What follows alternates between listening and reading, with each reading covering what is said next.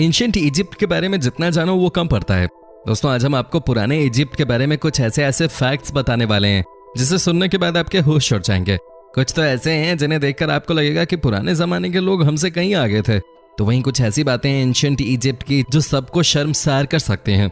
जी हाँ दोस्तों, तो इस वीडियो को आप अंत तक जरूर देखिएगा क्योंकि आप आज कुछ ऐसा देखने वाले हैं जिसे आपने आज से पहले कहीं नहीं देखा होगा। साथ ही दोस्तों अगर आप हमारे चैनल पर नए हैं तो चैनल को सब्सक्राइब जरूर कर दीजिए। दोस्तों सबसे पहले तो आपको बता दूं कि एंशिएंट इजिप्ट में महिलाओं को पुरुषों के बराबर ही अधिकार दिए गए थे। जी हाँ दोस्तों, क्या आप सोच भी सकते हैं कि आज के समय में दुनिया में कई ऐसे देश हैं जहां की महिलाओं को इक्वालिटी नहीं मिली है, लेकिन हजारों साल पहले इजिप्ट ने यह काम करके दिखाया था। ये बताने के लिए काफी है कि यहाँ महिलाओं को इस नजर से देखा जाता था। दोस्तों यहाँ पर महिलाओं को यह अधिकार दिया गया था कि वो अपने नाम पे कुछ भी प्रॉपर्टी खरीद सकते थे, साथ ही वो अपने पसंद के इंसान से शादी भी कर सकते थे। इतना ही नहीं, अगर शादी करने के बाद लगे कि वो अपने पति के साथ खुश नहीं है तो उसे जब मर्जी छोड़ भी सकते थे। जी हाँ, इजिप्ट की महिलाएं यहाँ की सेना में भर्ती नहीं हो सकती थी। जी हाँ दोस्तों, इजिप्ट की महिलाएं सेना में हालांकि भर्ती नहीं हो सकती थी, लेकिन इसके अलावा दोस्तों ऐसा कोई भी काम नहीं था जो इजिप्ट की महिलाएं पुराने जमाने में नहीं कर सकते थे। क्या बात है, आज हम महिलाओं को इस तरह का काम करने से रोकते हैं, तो वहीं दोस्तों इजिप्ट की महिलाएं बहुत समय पहले से ही इस तरह के काम करती आ रही हैं। उन्हें ये सारे अधिकार दिए गए थे। दोस्तों अब हम बताते हैं एक ऐसी बात जिसे सुनने के बाद आपको लगेगा कि वाकई में इजिप्ट के लोग सैकड़ों साल पहले कितने एडवांस थे। दोस्तों ये जो बॉलीवुड के स्टार्स आपको क्लीन शेप में दिखाई देते हैं, छाती के बाल भी साफ करा लेते हैं अनिल कपूर को छोड़ के, ये सब काम इजिप्ट के लोग तो पहले से ही करते आ रहे हैं। जी हाँ दोस्तों, आपने सही सुना, एंशिएंट इजिप्ट के लोगों को कभी भी शरीर में बाल पसंद नहीं आए। जी हाँ, यहाँ के लोग बालों को साफ करते रहा करते थे। आपको यकीन नहीं होगा लेकिन यहाँ की महिलाएं और पुरुष दोनों ही अपने आईब्रोज को छोड़कर हर जगह के बालों को हटा देते थे। दोस्तों कहा जाता है कि ये इसलिए किया जाता था क्योंकि वहाँ के लोगों में साफ सफाई को लेकर बहुत जागरूकता थे। लेकिन इतना ही नहीं, यहाँ के लोग ये भी मानते थे कि अनवांटेड बालों का होना मतलब ये कि आप इंसानियत के नाम पे कलंक हो। ये सोच थी उस जमाने में यहाँ के लोगों की। दोस्तों इतना ही नहीं, कहा तो ये भी जाता है कि महिलाएं और पुरुष दोनों ही सिर के बाल भी मुड़वा लेते थे, लेकिन फिर तेज धूप की वजह से उनको नकली बालों का इस्तेमाल करना पड़ता था। भाई सोचिए अगर अनिल कपूर वहां पे पैदा हुए होते क्या हुआ होता उनके साथ। दोस्तों कमाल की बात यह है कि महिलाएं भी उस जमाने में उन्हीं पुरुषों के साथ संबंध बनाती थी जिनके बाल नहीं हुआ करते थे। दोस्तों अब बात करते हैं इजिप्ट के लोगों में रोमांस की। जी हाँ दोस्तों, यहाँ के लोग बहुत ही रोमांटिक हुआ करते थे। आपस में संबंध बनाना यहाँ की परंपरा रही है। ओपन माहौल हुआ करता था यहाँ पर, जिसे जो पसंद है वो उसके साथ संबंध बना सकता था। दोस्तों यही वजह है कि यहाँ अनवांटेड प्रेगनेंसी बढ़ने लग गई। जी हाँ दोस्तों, लेकिन यहाँ के लोगों ने इसे रोकने के लिए सैकड़ों साल पहले ही तरकीब निकाल लिए थे। आपको जानकर हैरानी होगी दोस्तों कि यहाँ के लोगों ने एक ऐसा पेस्ट बनाया था जो कि बहुत कारगर साबित हुआ प्रेगनेंसी को रोकने के लिए। यहाँ के लोगों ने 3 चीजों को मिलाकर एक पेस्ट बनाई, हनी यानी कि शहद, मिट्टी की लेप और तीसरी चीज थी मगरमच्छ की पोटी। जी हाँ, आपने सही सुना, मगरमच्छ की पोटी।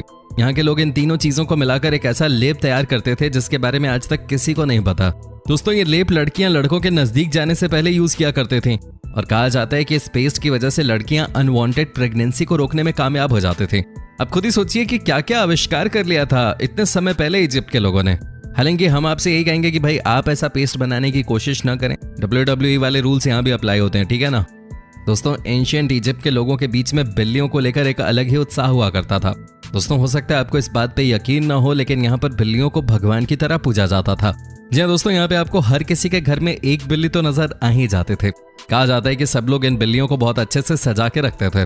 यहाँ के लोगों के मुताबिक अगर आपके घर में बिल्ली थी तो समझिए कि आप कभी गरीब नहीं होंगे। इतना ही नहीं दोस्तों, जब भी कोई पालतू बिल्ली मरती थी तो दोस्तों उसके गम में 7 दिनों तक शोक मनाया जाता था। दोस्तों इतनी इज्जत दी जाती थी बिल्लियों को। दोस्तों आज से 4 से 5,000 वर्ष पूर्व दुनिया के हर कोने में लगभग एक ही काल में पिरामिड बनाए गए। ये वही काल था जब मिस्र में पिरामिड बने थे। ये वो काल था जब Egypt, Sumeria, Babylonia, Mesopotamia, Assyria, Mehrgarh, सैंधव और पारस्य आदि प्राचीन सभ्यताएं अपने विकास के चरम पर थे। दोस्तों हिंदू धर्म के अनुसार स्वास्तिक है पिरामिड का प्रतीक। जी हाँ दोस्तों, इसके अनुसार हिंदू धर्म में स्वास्तिक को शक्ति, सौभाग्य, समृद्धि और मंगल का प्रतीक माना जाता है। घर के वास्तु को ठीक करने के लिए स्वास्तिक का प्रयोग किया जाता है। स्वास्तिक के चिन्ह को भाग्यवर्धक वस्तुओं में गिना जाता है। स्वास्तिक के प्रयोग से घर की नकारात्मक ऊर्जा बाहर चली जाती है। आज भी आप देखते होंगे कि कई ऊंची ऊंची बिल्डिंग्स के ऊपर पिरामिड शेप की चीज को तैयार किया जाता है। इसका साफ साफ मतलब होता है पॉजिटिव पावर को अट्रैक्ट करने की कोशिश करना। पिरामिड पर शोध करने वाले वैज्ञानिकों का कहना है कि सभी पिरामिड उत्तर दक्षिण एक्सिस पे बने हैं, अर्थात उन सभी को उत्तरी और दक्षिणी गोलार्ध के प्रभाव को जानकर बनाया गया है। इसका भूचुंबकत्व एवं ब्रह्मांडीय तरंगों से विशिष्ट संबंध है। उत्तर दक्षिण गोलार्धों को मिलाने वाली रेखा पृथ्वी की चुंबक रेखा है। चुंबकीय शक्तियां विद्युत तरंगों से सीधी जुड़ी हुई हैं, जो ये दर्शाती हैं कि ब्रह्मांड में बिखरी मैग्नेटोस्फीयर में विद्यमान चुंबकीय किरणों को संचित करने की अभूतपूर्व क्षमता है इन पिरामिडों में। यही किरणें एकत्रित होकर अपना प्रभाव अंदर विद्यमान वस्तुओं या जीवधारियों पर डालती हैं। इन निर्माणों में ग्रेनाइट पत्थर का उपयोग भी सूक्ष्म तरंगों को अवशोषित करने की क्षमता रखता है। इससे यह सिद्ध होता है कि प्राचीन लोग इसके महत्व को जानते थे। मतलब ये कि पिरामिड में रखी वस्तु या जीव की गुणवत्ता और उम्र में इससे कोई फर्क पड़ता होगा। विशेषज्ञों के अनुसार पिरामिड की आकृति उत्तर दक्षिण अक्ष पे रहने की वजह से ये ब्रह्मांड में व्याप्त ज्ञात व अज्ञात शक्तियों को स्वयं में समाहित कर अपने अंदर एक ऊर्जा युक्त वातावरण तैयार करने में सक्षम है, जो जीवित या मृत, जड़ व चेतन सभी तरह की चीजों को प्रभावित करता है। दोस्तों, अब हम आपको दिखाते हैं कि एंशिएंट इजिप्ट में कैसे लोग एक से बढ़कर एक कलाकार हुआ करते थे। जी हाँ दोस्तों, कमाल की बात है कि यहाँ पर आपको लगभग हर दीवार में, हर जगह एक से बढ़कर एक कलाकारी देखने को मिल जाते थे। दोस्तों, कहा जाता है कि आज भी आपको कई ऐसी नक्काशियां देखने को मिल जाती है जिसे देखने के बाद आपके होश उड़ जाते हैं। जी हाँ दोस्तों, यहाँ के लोग बहुत ही क्रिएटिव हुआ करते थे। जो सबसे बढ़िया दीवारों पे चित्र बनाते, उन्हें राजाओं के द्वारा खूब सारे उपहार दिए जाते थे। दोस्तों, महिलाएं भी उसी पुरुष के साथ संबंध रखना चाहती थीं जो कि क्रिएटिव होते थे। आपको बता दूं कि कुछ ऐसी भी कलाकारियां बनाई गई हैं जो कि आज भी हमारे बीच में हैं, और स्पेशली इनको देखने के लिए लोग आज भी इजिप्ट का दौरा करते हैं। यहाँ के एक एक दीवार की सुंदरता इतनी कमाल की होती थी कि आप यकीन नहीं कर पाते। इन्हें देखकर लगता है कि आज के जमाने में भी हम इनसे बहुत पीछे हैं। दोस्तों, आपको जानकर हैरानी होगी कि मिस्र में मेकअप करना आवश्यक था। ये लोग सुरमा का प्रयोग जरूर करते थे। वो मानते थे कि हरा और काला सुरमा उन्हें सूर्य की किरणों, मक्खियों तथा हानिकारक संक्रमणों से बचाए रखता था। इसके अलावा ये सूर्य देव को श्रद्धांजलि और नमन करने का एक तरीका भी था। दोस्तों, इतना ही नहीं, इन लोगों के लिए दांतों को साफ रखना इतना महत्वपूर्ण था कि वो मम्मियों को टूथपिक के साथ दफनाते थे। माना जाता है कि प्राचीन मिस्र के निवासियों ने ही एक तरह के टूथपेस्ट की शुरुआत की थी। इसे बनाने में वे बैल के खुरों का पाउडर, जले हुए अंडे की छाल तथा राख के मिश्रण का प्रयोग करते थे। दोस्तों, आपको जानकर हैरानी होगी कि यहाँ पर नौकरों को भी दफनाया जाता था राजाओं के साथ। जी हाँ दोस्तों, ये बहुत ही अचंभित करने वाली बात है कि मिस्र में फराओ यानी कि राजाओं के मरने के बाद उनके नौकरों को भी उनके साथ जिंदा दफना दिया जाता था। पहले लोग नौकरों के सिर पर वार करके उन्हें बेहोश कर देते थे और फिर दफना देते थे।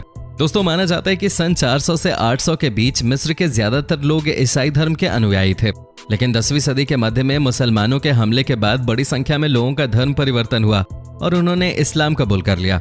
बाद में उनकी कॉप्टिक भाषा की जगह भी अरबी भाषा ने ले ली।